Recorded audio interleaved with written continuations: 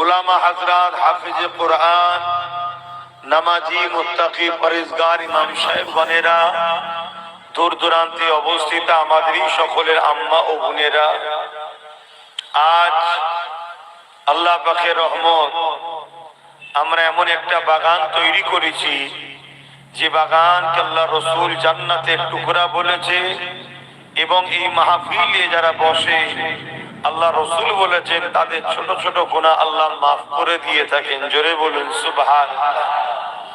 একদিকে নতুন করে আবার একদল মানবরূপী পশুরা সমাজে ফিতনা ফাসাদ, নারীদের অধিকার হরণ, গরিবের অধিকার হরণ, এতিমের অধিকার হরণ, অশান্তি দাবানল জ্বালিয়ে চলেছে। এরকম একটা আবহাওয়ার মধ্যে দিয়ে আমরা বেশ কিছু বাপ ভাই মা বোন আমরা আবার একত্রিত হয়েছি আল্লাহ রসুলকে রাজি খুশি করার জন্য কোরআনের মাহফিলে বসেছি। জোরে বলুন সুবহানাল্লাহ। আল্লাহ আমাদের আশা বসাকে কবুল করেন, বলুন আল্লাহুম্মা আমিন। আমার প্রত্যেকটা বাপ মা ভাই বোন সবাইকে উদ্দেশ্য করে বলছি, এই দুনিয়া কিন্তু আমাদের জন্য চিরস্থায়ী নয়। এই কদিনের মধ্যে আপনাদের এলাকায় পর পর 5টা ব্যক্তি চলে গেল। এই এলাকাতে আল্লাহর হাওয়ালায় চলে যাচ্ছে, কে কখন যাবে কোনো ঠিক নাই। তাহলে আল্লাহ আপনি আমাদেরকে দুনিয়ায় পাঠালেন কেন? যখন আমাদেরকে আল্লাহ দুনিয়ায় পাঠাচ্ছিল তখন রূহ আসতে চাইনি যে আল্লাহ আমি দুনিয়ায় যাব না। আল্লাহ পাক আমাদের রূহকে পাঠিয়েছে। আবার কিছুদিন দুনিয়ায় এসে বন্ধু তৈরি হয়েছে, সন্তান তৈরি হয়েছে, পরিবার তৈরি হয়েছে, স্বামী হয়েছে, বাপ মা হয়েছে, একটা আত্মীয়তা হয়ে গিয়ে এমন মহব্বত হয়ে গেছে রুহের আবার যেতেও চাইছে। আল্লাহ পাক কিন্তু আবার নিয়েও নেবে। তাহলে আল্লাহ এই দুনিয়ায় পাঠালেন কেন? আমার আল্লাহ বলছে বান্দা একটা পরীক্ষার জন্য। কি পরীক্ষা? এই দুনিয়ায় তোদেরকে আমি রাখবো, কাউকে আমি আল্লাহ সুখ দিয়ে, কাউকে দুঃখ দিয়ে, কাউকে নিরাপদে, কাউকে ভীত সন্ত্রস্ত করে, কারো জিনিসপত্র ক্ষতি করে, বিভিন্ন ভাবে, এক কথাই আমি আল্লাহ তোদেরকে পরীক্ষা নেব যে তোরা আমাকে সবার উপরে প্রাধান্য দিস কিনা। এটা হলো পরীক্ষা। অতএব যে কোনো ক্ষেত্রে, যে কোনো সময়ে আমরা যদি সব ক্ষেত্রে আল্লাহকে প্রাধান্য দিই, আল্লাহ বলছেন তাহলে আমি তোদেরকে দুনিয়া থেকে তুলে চির শান্তির মেহমান খানা জান্নাত দেবো। জোরে বলুন সুবহানাল্লাহ। এটাই হলো আমাদের পরীক্ষা।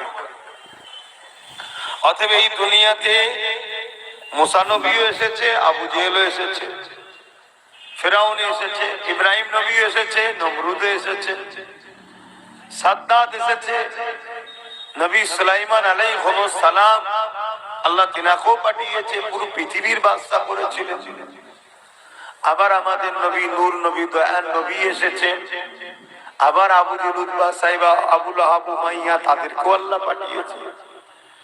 অতএব যুগে যুগে একটা হক দল আর একটা নাহক দল থাকবে। যারা আল্লাহকে সবকিছুর উপরে প্রাধান্য দিয়েছে তারা হলো হক দল।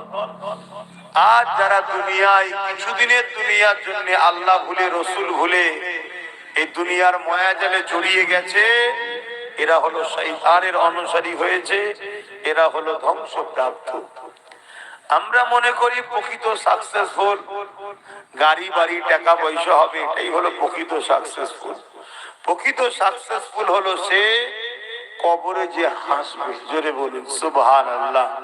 প্রকৃত সাকসেসফুল সে যে আরশে আজিমের ছায়া ময়দানে মাশরে পাবে, যাকে দেখিয়ে আল্লাহ ফেরেশতাদের বলবে দেখ আমার বান্দাকে টাকা দিয়েছিলাম, গাড়ি দিয়েছিলাম, বাড়ি দিয়েছিলাম, যৌবন দিয়েছিলাম, তাকত দিয়েছিলাম, আমার বান্দিকে রূপ দিয়েছিলাম, সৌন্দর্য করেছিলাম, সব থাকার পরও বান্দা বান্দি ওই কাজে পা বাড়াইনি যে কাজে আমি নারাজ ছিলাম।